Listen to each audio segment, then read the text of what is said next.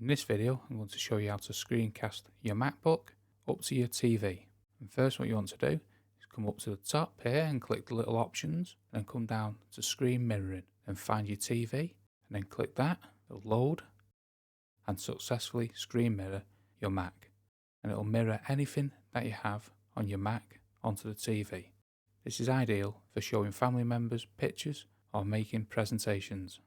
And to disconnect, you want to come back up to the options again on the top of the taskbar, then come down to screen mirroring and click the blue symbol. And this will disconnect your Mac from the TV.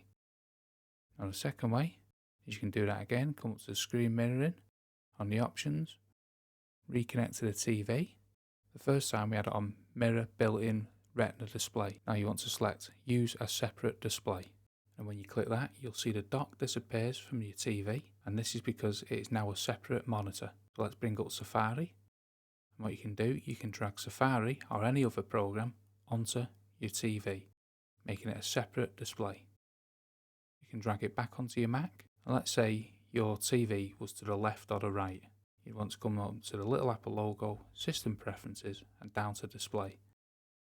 The bottom one is your Mac, and your top one is your TV. And let's say you had your TV to the right, you then select the TV and hold it and drag it to the right of your Mac. Now when you want something onto your TV, you drag it to the right and it then go onto your TV.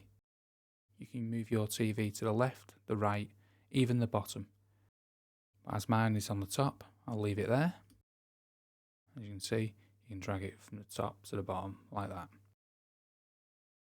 Again, if you want to disconnect, come up to the little options, down to screen recording, click the little blue symbol, and it'll disconnect from the TV. That's two different ways how to screencast your Mac to the TV. If you want to use the Mac with a closed lid on an external monitor, then check out this video here.